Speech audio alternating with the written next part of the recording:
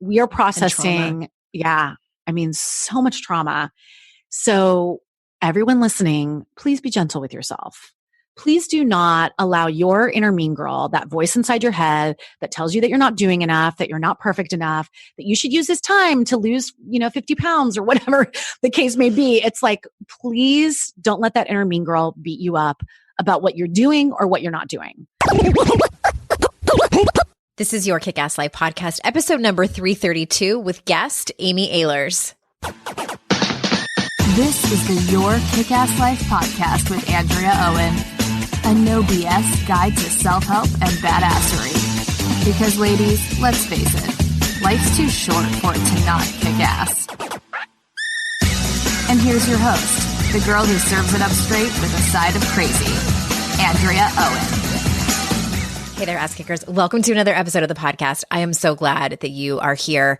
I am sending you so much love right now. I know that those of you listening, you're in all different places. You might be worried. You might be mostly okay. You might be numbing out more than you're used to. You might be working out more than you usually do. Wherever you are, I'm sending you so much love right now. I have a lot of podcast episodes that were recorded pre-pandemic that are still going to go out, but I do want to, I'm kind of recording new episodes that are timely, that are talking to people that I love and respect and admire in this industry. And we're talking about as things are happening now and how we can help you deal with what's going on right now. My guest is someone that I'm so excited to bring you because she's not only a dear friend of mine, but she is someone who has been a life coach. She's been in this industry longer than I have, which is a long time. I'm just going to be honest with you. Amy Ahlers is here. I re-aired an episode that she was like on one of my first 100 episodes a long time ago. And I re-aired that episode over the summer. It's episode 293.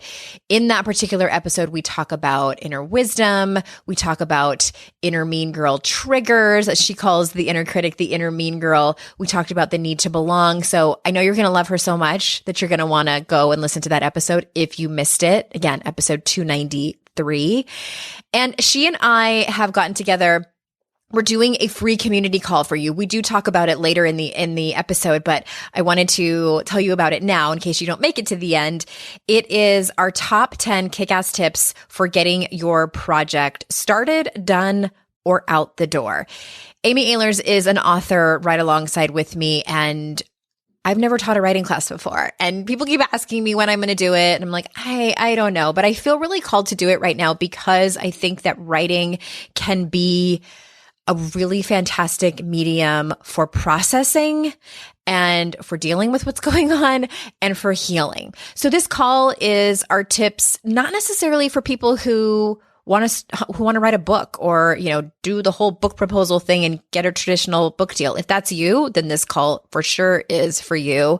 But if you're someone who wants to start a blog, if you're someone who knows that journaling is important, you hear about it all the time in personal development, but you're like, oh, I don't know, just don't ever get around to it. We're going to talk about that too. So you can head over to wakeupcallcoaching.com/project and sign up for free. It's April 22nd at 3:00 Eastern time. There will be a recording if you can't make it live, but I would love to see your lovely face there. All right. For those of you that don't know Amy, let me tell you a little bit about her. Amy Ahlers is a master women's leadership coach, keynote speaker, and the best-selling author of Big Fat Lies Women Tell Themselves and Reform Your Inner Mean Girl. Amy is on a mission to stop women from self-bullying and from being so darn hard on themselves so they can make their greatest possible contribution.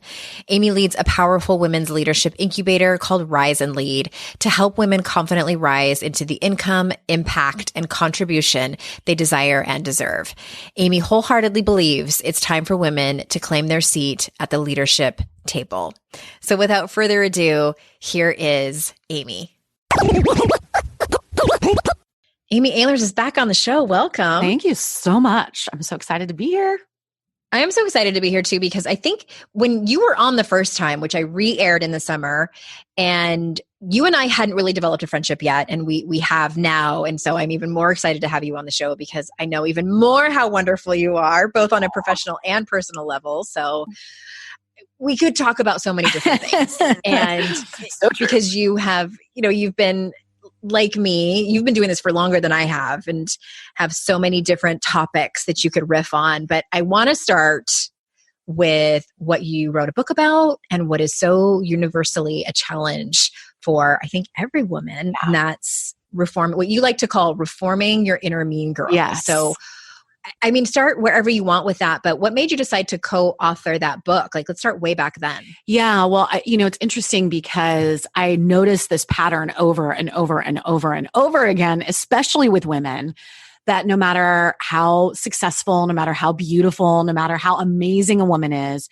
on some level behind the scenes, she is beating herself up. She's being way too hard on herself. She's putting all this pressure on herself. And I really noticed this theme over these last 2 decades of coaching.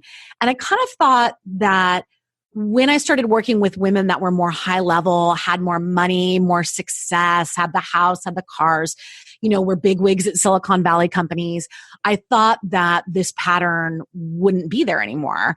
Right. But of course, as we know, the internal world often has very little to do with what's going on in the external world.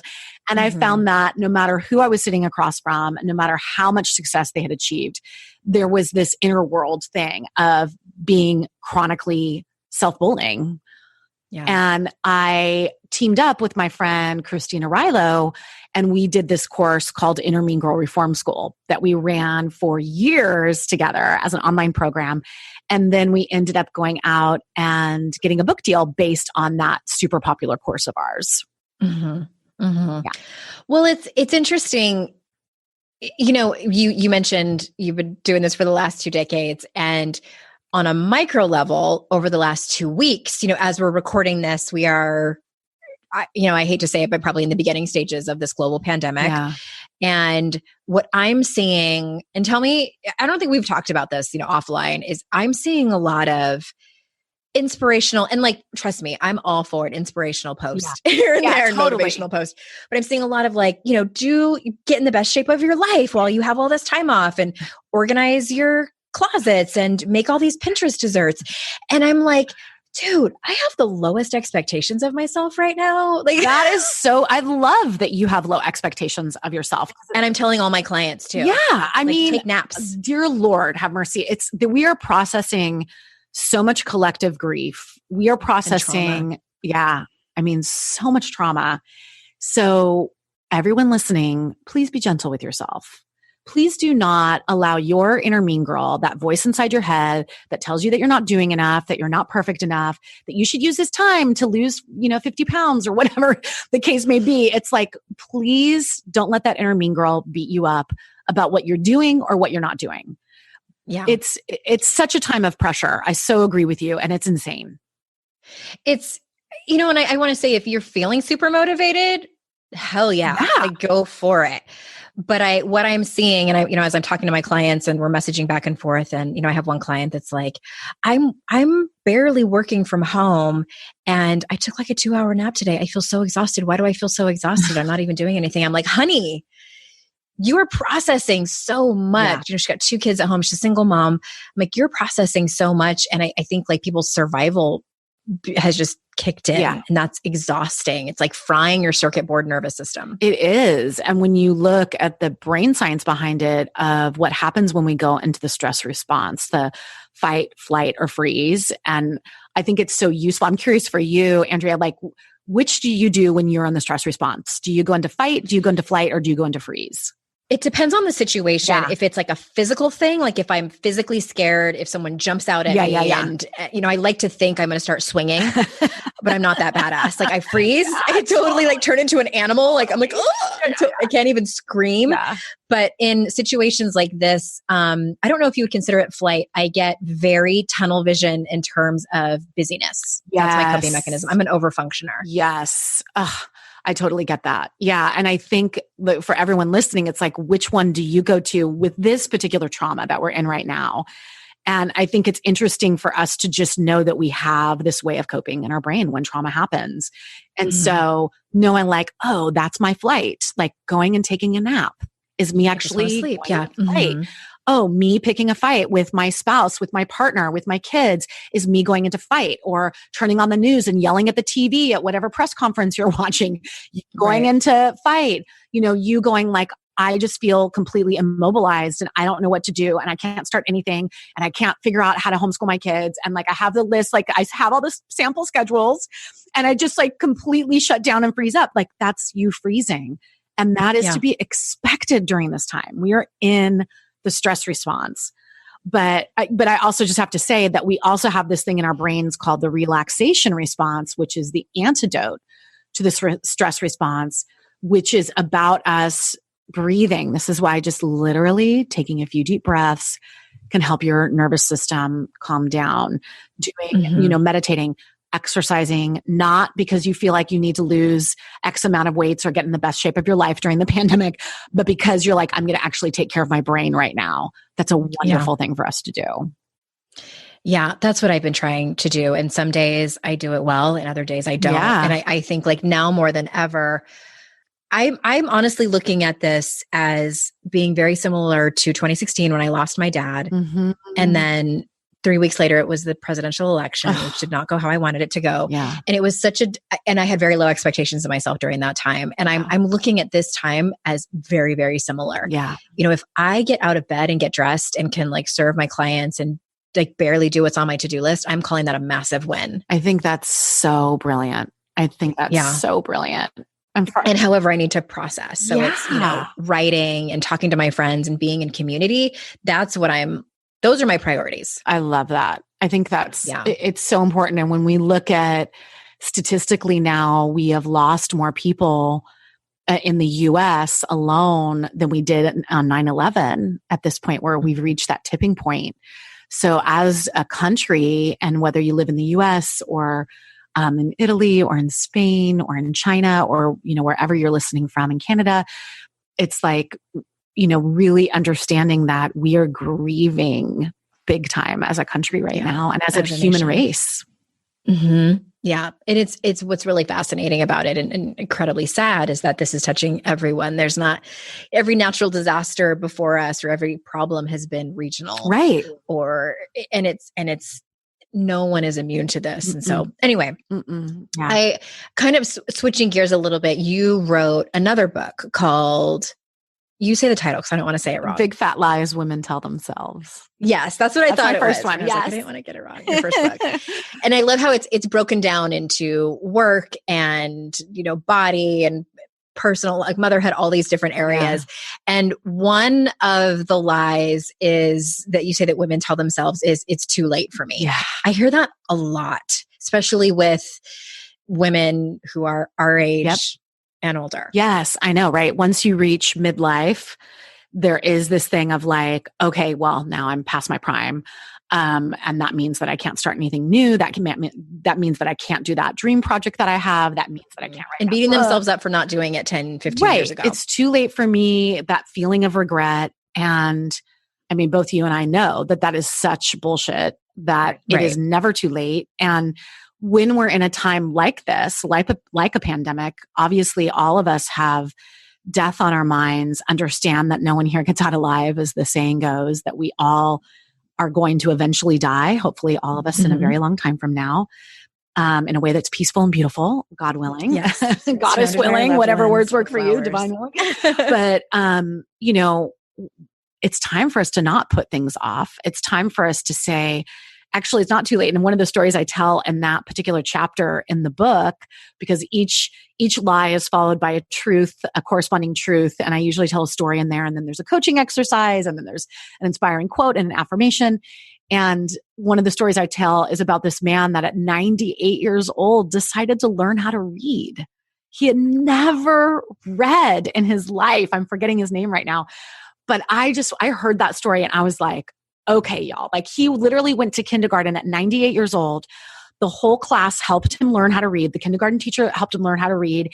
And they celebrated him. It was so beautiful. And it was like, if there ever was an inspiration that it's never too late, think of this 98-year-old man who learned how to read for the first time in his life at 98.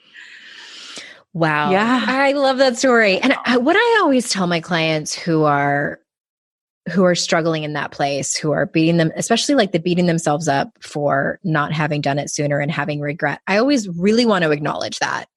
I don't ever want to be dismissive and say, it's not too late and you shouldn't be beating yourself up over it. Right. It's like, of course, I don't want you to beat yourself up for it, but it's okay to sink into the regret. Because I don't know about you, but I hate the saying like, don't have any regrets. Right. I'm like, fuck, I have a few.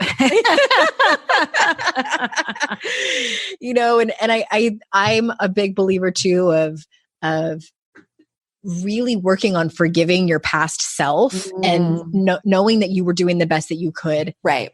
15 years ago or 20 years ago. Yeah. And, and it's just, I have a regret that I didn't go to Australia. I had the opportunity to study abroad in Australia. I was like 30. I was like finishing my bachelor's degree. Wow.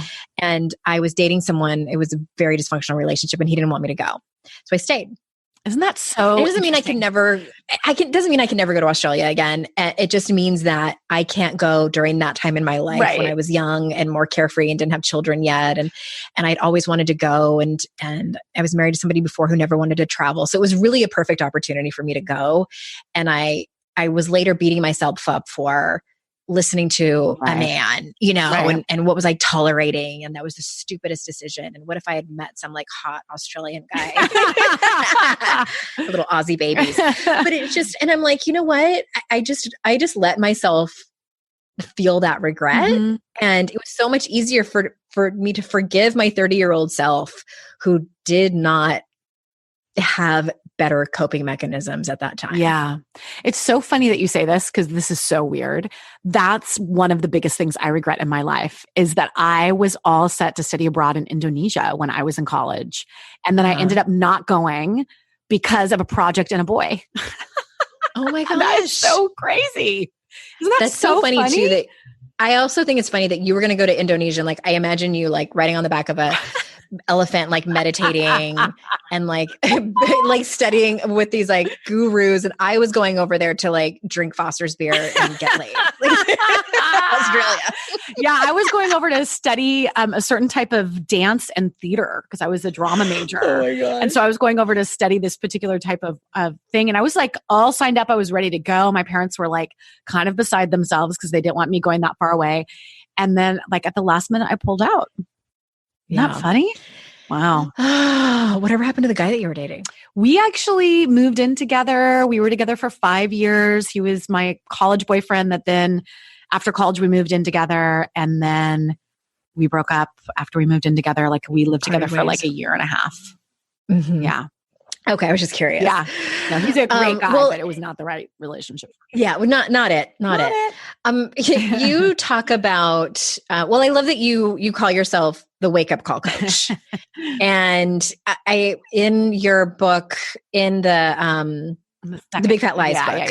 Yeah. It's like, I think it's the very last chapter when one of the lies is only near-death experiences serve as wake-up calls. Right. Which can be a big wake-up call, a near-death experience. Of course. Like, holy crap. Of course. But I think it's very poignant to what's happening now. And I don't want to be morbid, but like, let's not, pretend like nothing's happening. And so can you speak to that in regards of what we're all experiencing now? Yeah. Well, I think that oftentimes people feel like the only way that they get stunned awake to what's really happening or aware of who they are or aware of what really matters to them is with something like a near-death experience. But when we look at it, we don't have to be the one in the hospital right now on a respirator to really understand what's really, truly important in life. I feel like we're all getting that reminder right now. And I also feel like at any moment that we choose, we can actually lean into what is it that I need to wake up to right now? What is it for me to learn right now? What is really important to me? I mean, this is why coaches are so amazing and why I love the coaching profession so much and why any of your clients are so lucky to have you as their coach, Andrea, because it's like, we don't pull any punches when it comes to that. We remind our clients of that. We say to them, what is it that's really important to you? What are your values? What are you beating yourself up about? What have you not forgiven yourself for? What have you not forgiven people in your life? Can we just please move forward and really lean into the depth of what is really important for us? Yeah. And can we do that soul check-in with ourselves to say, what did I come here to do? What is my soul, or whatever word works for you? If the word soul doesn't work, but it's like, what is your soul's message for you right now? What is the world's message? I mean, I've seen some interesting writings going on right now of like, here's the message from the pandemic for you. And part of me kind of rolls my eyes. And then if I read them, sometimes there's some really interesting things of, wow, like I posted up on my Facebook wall, imagine this is all over. We're out of quarantine. You're totally running free. through the streets towards each other. Yeah, exactly. Like, what's the first thing that you want to do? And 99% of the people were like, either hug someone, hug my dad, hug my dog, hug my kids, like go hug my neighbor, whatever it is. And it was like, yeah, the lack of human contact, how much will we not take that for granted again? Yeah. To see my kids when like my parents have come by, my mom and dad are amazing grandparents and they've come by a few times and dropped off stuff and they'll kind of drop it off on the porch and then wave. And to see my 6-year-old like be like, air hug, it's just like the saddest thing. It is sad. And it's like, well, we won't take that for granted again. I hope not.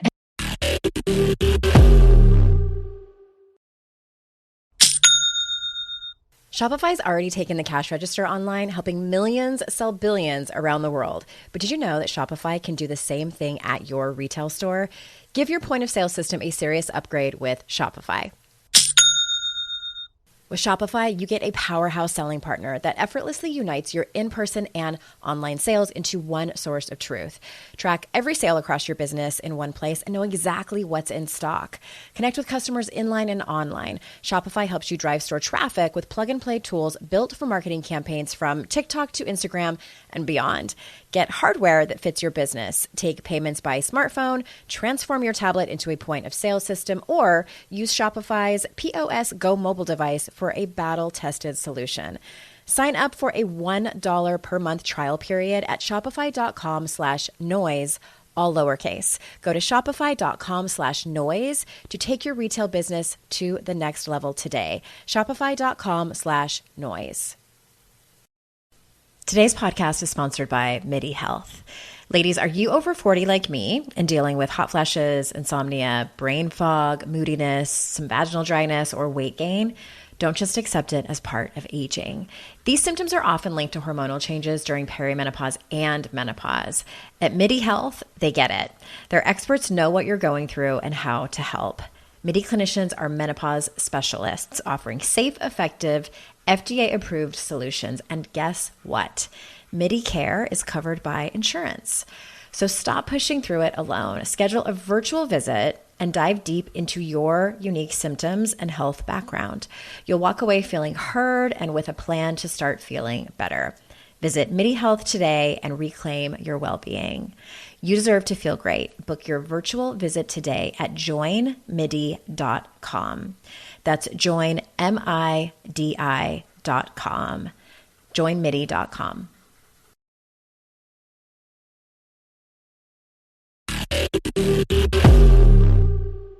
Have you, throughout all of this, I always like to ask life coaches this. Yeah. Because I think that for the most part, like we do our own work, but sometimes we can become complacent. We're humans. All that I can think of is your shit life coaches say video with you and Smitty. And I'm like, what is she going to ask me right now? What cheesy, powerful question is she going to ask me? Yeah. For anybody who doesn't know what that is, you have to see it. 2012, which is like a lifetime ago in internet years. Amy Smith and I did a video call. It was when the whole trend was going on, like shit yoga teachers say, shit, be breakdancers say, I don't know. And we did a shit life coaches say, and I have to say it was really funny. I would do it. It stands up to this day. And I'm guilty of asking all the questions that you talk about on there. Me too. That's how else would we come up with that list if we weren't asking our clients the same thing? And like at one point I'm like, practicing giving birth and like bearing down with my question with my client. Anyway, all that to ask, is there anything that this pandemic has brought up for you where you were like, if I was on a respirator, would I regret anything? Or do you feel like you have lived your life to the fullest? This is a great question. Well, first of all, I feel so clear that I'm so not ready to go. I feel like it's one of those things of like, I have a 6-year-old, I have a 12-year-old. Like, I want to see these, they're both girls and identify as girls. And they both are like, I want to see them if they choose to have their own kids. I want to be a grandma one day. Like, I have so much living to do. So whenever especially when I've heard stories of people that are on the younger end that have lost their lives to this horrible, COVID-19, it's like, I just think, oh my gosh, like, I just can't imagine going right now. I feel like I have so much more to give, not only in my personal life to my kids, to my husband, to my friends, to my inner circle, but also in my work. I feel like I have more to say. I have more to contribute. I have more ways that I want to be of service. And I just don't feel ready at all. And if I feel like, that did happen, I don't know if I'd have regrets as much as I just feel like I got cheated somehow. I just had so much more living to I'd do. be like, I object. Yeah. Like Reese Witherspoon again. Yes, exactly. Nope. I know. Well, and that's one of the things, I lost a really good friend to cancer a few years ago. Gosh, it was just because he actually died on my daughter's birthday when she was on her second birthday, and she just turned 6. So 4 years ago. And it was just one of those things where I really got that we don't get to choose when our time is up. And I really got that. I feel like I had had a lot of deaths that really made sense in my life up to that point. Whether like my grandparents or people like where they had lived a good long life. And, but I feel like when we watch someone go that we feel like this does not feel like their time, like you said, like I object, I don't like this. This does not seem right to me at all. And when I realized that, it also became such an inspiration for me of, you better do what you came here to do. Don't let your song go unsung. What else is there for you to do? How can you be of more service? Stop beating myself up, start living the life that I want to live, all of those things that sound so cliche, but it's true. Cliches are cliches for a reason, because they're true and they're important. I think especially in our industry. And I think because the downside that the coaching industry has become so much more mainstream is that there are some things that get said that have become a little bit just like eye-rolly. Yeah. But at the end of the day, if you take a step back, it really truly is, I think, the reason that you and I fell in love with coaching. Yeah. And we're, when we were either saw someone be coached or were coached ourselves, we're like, wait, this is a job? Like, I know. We get to have conversations with people that have the ability to change their life for the better. Are you kidding me? I know. Like that's, my 2006 self, that was me, where I just was like, sign me up. Little did I know I had to do my own work. Right. And I didn't like that at first. Yes, I know, right? But I think that, it is the things like you were saying a few minutes ago. It's like, what truly matters to you? What are you tolerating? What is the bullshit that you're tolerating in your life that you just keep making excuses for, that you say that you'll get to it tomorrow, that you say, I can't have that conversation with that person. It's too uncomfortable. Like, I think about that. Like, if you were on a ventilator, would any of that matter? No. Like, would the excuses matter anymore? Yeah, I think it's so true. And I so agree with you. Like, what a privilege to get to have these truth-telling, courageous conversations with people, and that they signed up for that. Like, I just still, I feel like, I wonder if you feel this way. A lot of the people that I talk to that have become coaches, especially really successful coaches, I'll say to them, like, I feel like when I found coaching, I was like, that's the name for what I've always been doing. Oh. Like, there was this feeling of like, oh, that's why I was the friend in high school that people would call and have these really deep conversations with. Yeah, that wasn't my experience. No, it wasn't. But I can absolutely understand that that's yours. Yeah. Because I remember when I did the new intro, when I re-aired your episode over the summer, I might have said this. If I didn't say it, I was thinking it, that it's funny because as I was describing you, like, Amy Ahlers is the most compassionate, like, genuinely kind, loving person I've ever met. No one would describe me as that. Like,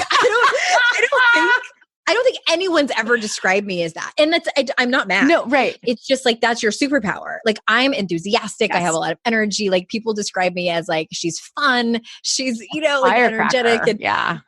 And I love that about me. Yeah. But I was the one who was the motivating one, the inspiration. I was a cheerleader. Yeah, you know, totally. and like I was genuinely trying to get people out of their seats in the stadium and cheer for the team.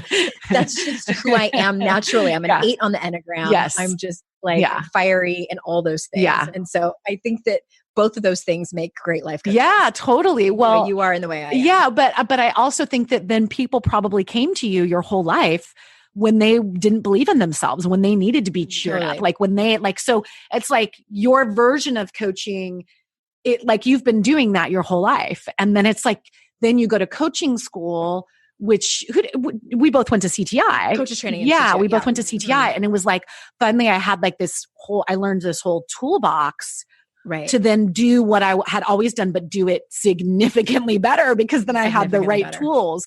But but I just think it's so funny. I remember in high school, like I was just that kid that would never get off the phone. And my mom, it was a constant battle. My mom would be like, oh my gosh, Amy, get off the phone. And then it was like, I finally got my own phone line. That was the big thing so that I wasn't disturbing. And then when there was call waiting and then when you could 3-way call, it was just like my heaven, you know? And then I'm like, my mom still thinks it's hilarious that I basically make a living by talking on the phone with people. Now, of course, we do it with Zoom and video, but it's like by basically having conversations with people and I make a living off of that. Like she's like, like you've been doing this your whole life, kid. I'm like, I know. It's a great gig. It's an extrovert's gig. I mean, just what you described with the 3-way calling and things like that. You definitely do not need to be an extrovert to be a life coach. Not at all. You need all different kinds of people in the field. But yeah, we kind of got off track there, like getting so excited about life coaching. But what we were talking about, as I remind myself, is just the foundation of life coaching is about your values. Yep. I always tell people like if I could only teach people 2 things, it would be the way you speak to yourself and your values. Yes. Because those 2 things, I couldn't pick one. It would be like trying to choose between my 2 children. Like I can't. It's 2 no matter what. Yes. It's the way you speak to yourself and your values. Yes. Number 1. Yes. I think that is so true. And then you bring in the power of a coach and work with someone that's holding you accountable about those things. 100%. Right. And the power of accountability. I mean, I always, you know, there's all these amazing studies about accountability and how I can't tell you how many clients have come to me that want to write a book, for example. They have that novel that's unfinished in their drawer and they've been trying to finish it for a decade. And then they put their money where their mouth is. They hire a coach and say, I want to finish this project. And then because they've put their money where their mouth is and they have this coach that's then going to check in with them every week or a couple times a month about that project, they finish it in record time because they finally have the freaking accountability. Right. In a way, it's like we're avoiding shame and humiliation. Just like whatever works. Totally. Well, speaking of writing, you and I have kind of briefly talked about this. And I think that in the self-help world, it's like a thing where in order to save your life, you need to journal. And I have mixed feelings about it because people ask me, they're like, is your morning routine? Like you just like do, what is it called? Morning pages. Right. And I'm like, never done morning pages. Yeah. I don't judge people that do it, but I've had like kind of an on again, off again relationship with journaling. What does journaling look like for you? Same, total, samesies, twinsies. But I actually did do morning pages for a period of time when I was in college, when the Artist's Way book first came out. It was helpful. It was very helpful at that time too, because it was right when I was graduating from college. And so I had just so much to process and had so much fear about like adulting. And so it was just nice to be able to like wake up in the morning, set a timer and just vent. Yeah. And I don't think I've ever talked to anyone who was like, I didn't get anything out of it. Yeah, no, it's actually a powerful process and it just depends on who you are and what your style is. But, you know, I've gone through periods where I've journaled every day and then I've gone through periods where I haven't journaled for years. So it just kind of depends on what's going on. I am such a verbal processor too. So I find that if I could have my way, I would start every day with, I do a little shot of vinegar in the morning to clear out my better than whiskey. I know, right? You're like, what is Amy about to say? I'm like a shot of Jack Daniels first thing. Like Kesha, you brush your teeth with it. Exactly. Oh my gosh. Okay. You can see why we're friends, y'all, because I freaking love Andrea. It's just so good. Oh Sorry, you do your shot. I do a shot of raw coconut vinegar because I can't have apple cider vinegar right now. Have some water, then have my decaf coffee, then do a beautiful meditation. This is my ideal morning. This is like very rarely what happens. But then I do my morning meditation, and then I would have like an hour-long phone call with one of my close friends to just talk about it. I thought that was legit your morning thing. And I was like, Amy's got her shit together. That's like my ideal. That's your ideal day. I will say I'm religious about my shot of vinegar for various reasons. And I do have my water and my coffee. And I also am super into the intermittent fasting. So I don't eat my first meal till between 11 and 12. So I have that. I do usually do some sort of morning meditation, but sometimes it's like hand on my heart, a deep breath, and then especially right now, like it's just like everything's out the window right now. And I'm actually, interestingly enough, my husband and I are both sleeping in later than we normally sleep in because our 6-year-old, her routine in the morning. So this is a perfect thing to let all of you amazing parents off the hook that have this shit down. I mean, she wakes up first thing in the morning. She's the first one in the house. She's learned how to turn on the TV herself. So she comes downstairs every day and watches Frozen 2 by herself in the living room. So you get another solid 2 hours. So we get like another 90 minutes of sleep, and she doesn't come up and wake us up. That's her TV time, because normally on school days, there's no screens in the morning, because we're like too busy. So she gets to do that. It is like her heaven. She's in heaven about this whole thing. And so we've been like sleeping in till like 8:00, which has been a godsend, like silver linings, right? Amongst the craziness. Yeah. Yeah. Yeah. I'm the same with journaling. And it's funny. I think people assume that I journal and write all the time because I'm a writer and an author, and I go through bouts of it too. And I will say though, it is one of those things where I've never walked away from a journaling session and going, that was a waste of time. Totally. So true. So true. Yeah. Well, and there's so many different ways of journaling. Like one of my favorite ways, we talked about morning pages. For me, one of my favorite ways, because I talk a lot about the voice of the inner mean girl.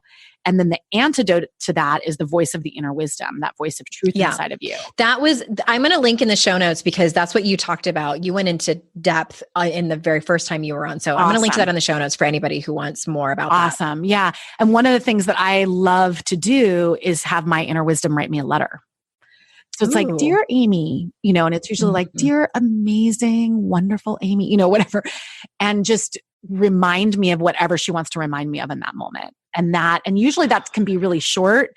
And like, I always like to say your inner wisdom is your truth teller. So she'll be like, put the drink down, put the guy down, get out of that situation. She's not going to pull any punches, but she's going to say it from compassion and love. Yeah. And she'll also tell you how amazing you are and remind you to give yourself a break and all of that amazing stuff too. I love that so much.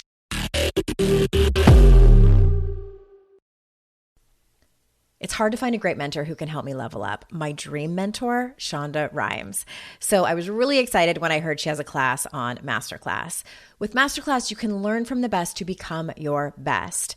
Masterclass is the only streaming platform where you can learn and grow with over 200 plus of the world's best.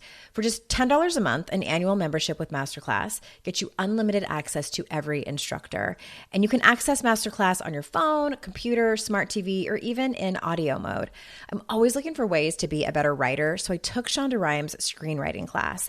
It helped me gain concrete technical advice, including structuring, the writing process, and with shows under her belt like Grey's Anatomy and Bridgerton, it was so helpful. Plus, every new membership comes with a 30-day money-back guarantee. Don't wait another moment to start your learning journey with Masterclass. Right now, our listeners get an additional 15% off any annual membership at masterclass.com/Andrea. That's 15% off at masterclass.com/Andrea. Masterclass.com/Andrea. When you're listening to a song on the radio and you get the profound feeling that the song playing was written about you, now imagine having the power to gift that same incredible feeling to someone you love with an original song from Songfinch that actually is written just for them. Songfinch lets you create an original radio quality song inspired by your own life and the people you love. It's completely unique, personal, and lasts forever. Whether your song is for Father's Day, an upcoming graduation, wedding, or anniversary, or even just a gift to show your loved one how much you care, start your song now to lock in one of Songfinch's top artists. I gifted Songfinch to myself, a song about my late father, and I'm so excited to play you a clip. Flipping through the slides of learning how to live and how to love, and coming undone, a father, daughters without. So she writes it down. One of my clients heard about Songfinch from this podcast, and so she had a song created for her son who was graduating, and she told me that they both cried when she played it for him and that it exceeded her expectations. For a limited time, Songfinch is letting our listeners upload their song to Spotify for free, so you and the lucky person you gift it to can listen to it anywhere, anytime. Go to songfinch.com/noise and start your song. After you purchase, you'll be prompted to add Spotify streaming for your original song for free, a $50 value. Again, my URL is songfinch.com/noise. Don't forget to share your song with us too. songfinch.com/noise.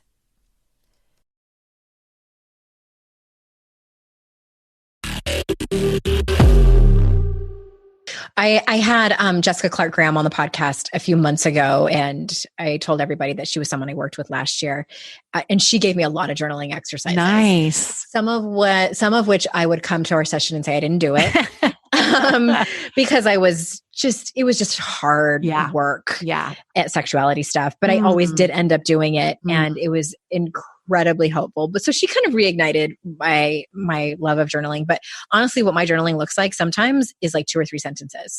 I love that. And I think I'm doing similar to what you're doing is I sit for a minute and I just like take a breath, take a beat.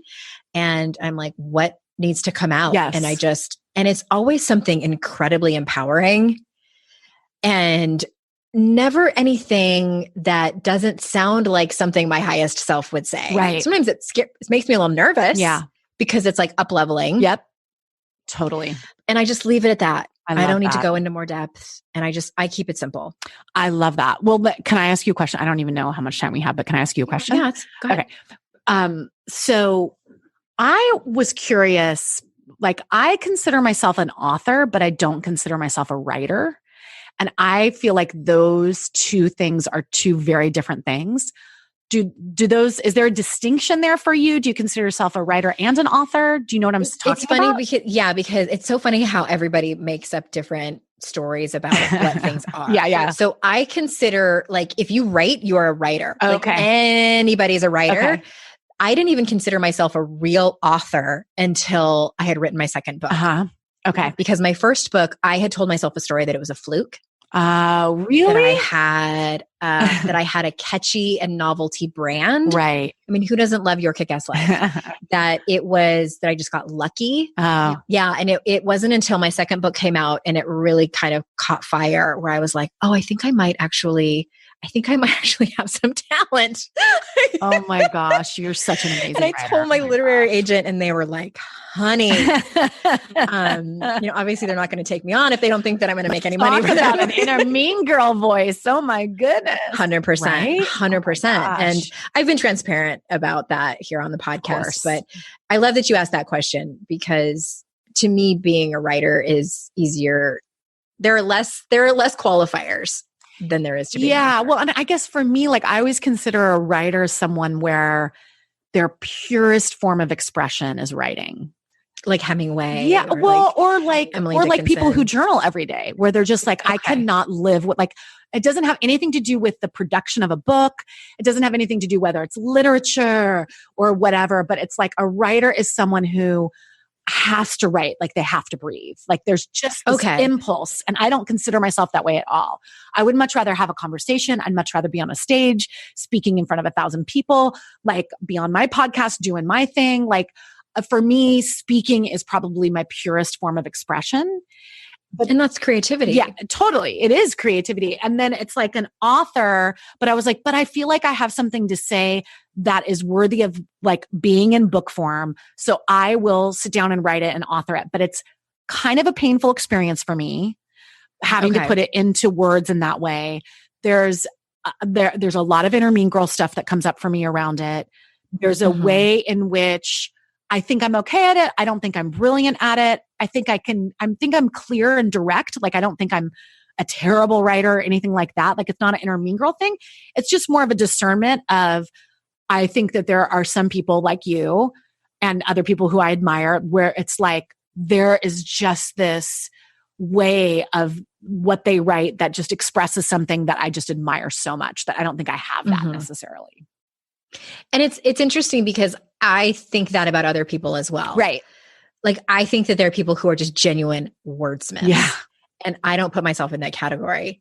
Sometimes I'll walk away from a sentence and it'll be like the diamond in the rough. And I'm like, oh, I really like that. I think that was beautiful. Yeah. But those are rare. Yeah. And it's really interesting how our own stuff comes up around that. Because when I listened to Elizabeth Gilbert's Big Magic, she talked about how she spent years honing the craft of writing. And I was like, I don't. Right.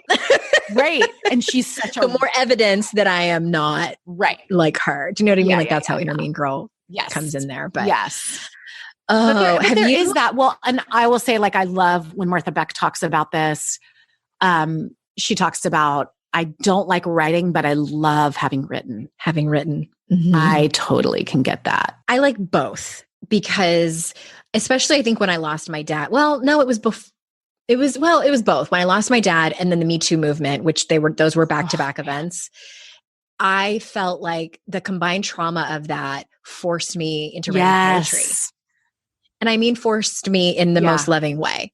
It really was sort of like my inner wisdom took me by the hand and said, honey, this is the route that we need to go down. And it was one of those moments where I don't remember writing some pieces. And that was one of the only times in my life, except when I was a lot younger, where I felt like this was my way out because I sure as shit couldn't drink through it.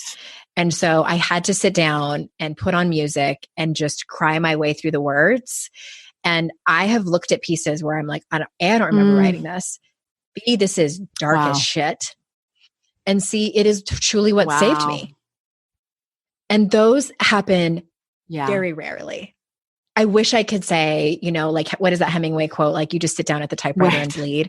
I'm like, come on. Like, don't be so dramatic, you drunk person. So dramatic. Talk about a drunk. Jeez.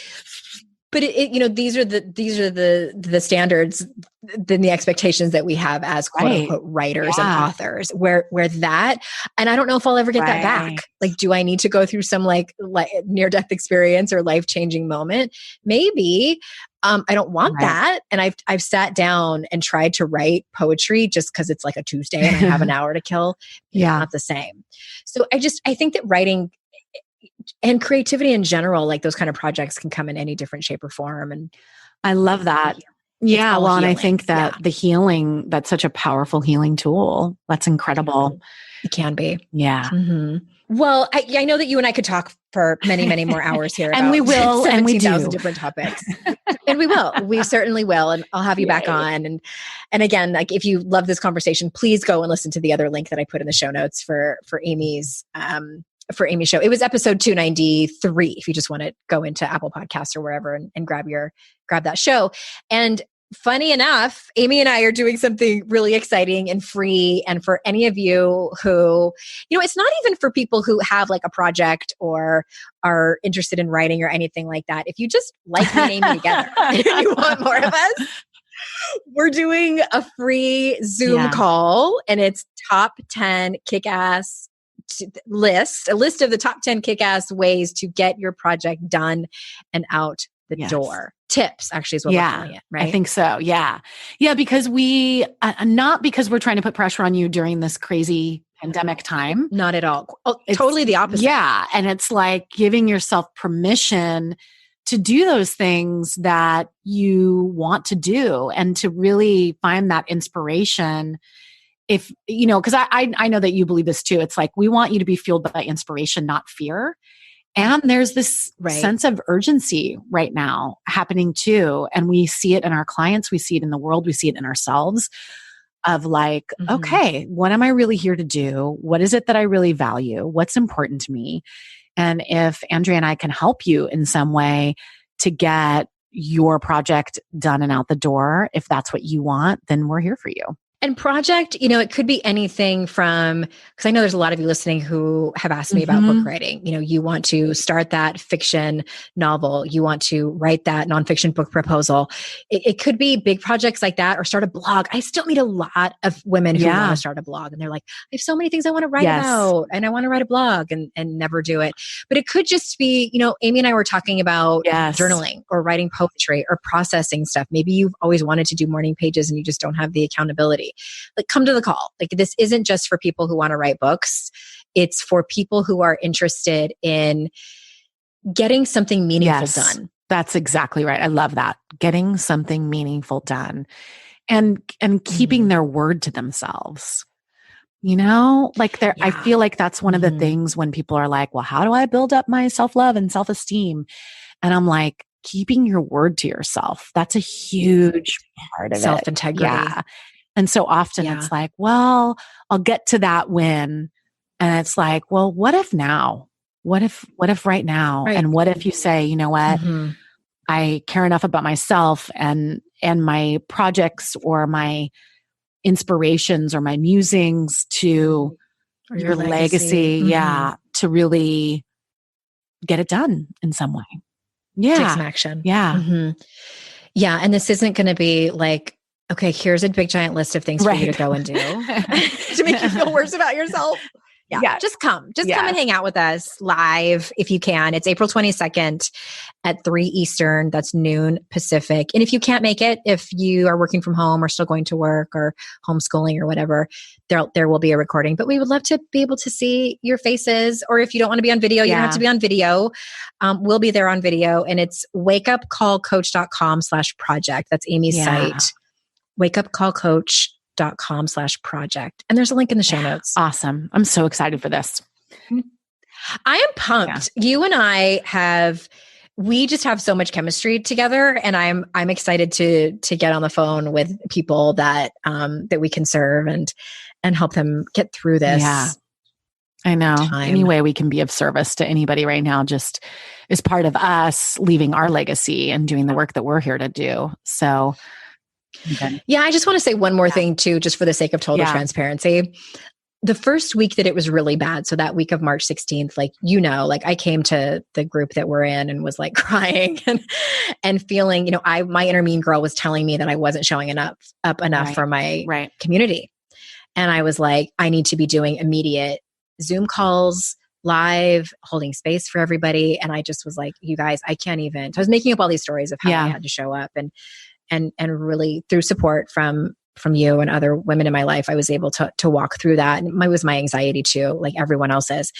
My point is that Amy and I slowly and consciously and intentionally figured out something that we're both really great at, that we're super pumped to be able to offer our community. And that's this, because I've never offered anything like this, but I do have people ask me about it. So I'm also delighted to be able to do it with you. Thank you. I feel the same way about you. You're just I don't like doing these things as much by myself. Me neither. I'm such talk about values, like collaboration, community, connection, top value for me. And so it's so much more fun to do it with someone else and be able to reach more people and be able to really, be of service in that way. And I think that I love that you named that, Andrea, about that. I think we all are having our, days when we're feeling the gratitudes about everything that's going on and seeing the silver lining and snuggling in with our families. And then we have days where we read another story, or we're just at the end of our rope with juggling work and kids, if you have kids, or whatever it is that you're juggling, or maybe you're alone and you're feeling really isolated right now. And we just, all of us have our bandwidth. And just so that you allowing yourself to process how hard this is not you taking for granted that you're not the one on the respirator, or you're not the nurse that's having to go in right now to the hospital again with a mask that is not, new. So there's a way that we can hold that paradox together. There's a way that we can be grateful for our lives, be grateful we have a roof over our heads, be grateful that we're privileged enough to sit here and talk on a podcast right now, and also feel the grief and really feel the gratitude for the people that are risking their lives every day. So we can hold both of those things. 100%. Yeah. Stay home, Yes. everybody. You can join us from your smartphone, your computer on April 22nd. wakeupcallcoach.com/project, and we will see you there. Bye. Bye.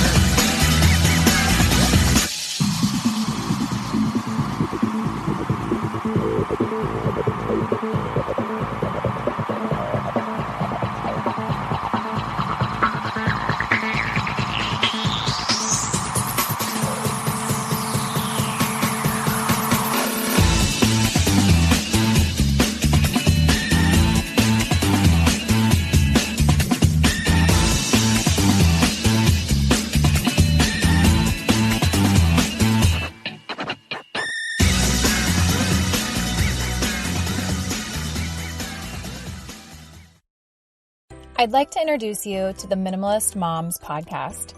It's hard enough being a mom, and the last thing you need is stress from too much stuff and an overcrowded schedule. For too long, I lived with the mindset that bigger was better, and the more I added to my life, instead of feeling better, I felt overwhelmed. It was time for a radical new mindset. Less is more. I'm not into extremes. I didn't throw everything away. My brand of minimalism is more about adding than subtracting. Get rid of the excess to make room for what you love. In other words, it's about living life with purpose. I hope you'll listen in, and my guest and myself can inspire you to think more and do with less. The Minimalist Moms podcast, available wherever you listen to podcasts.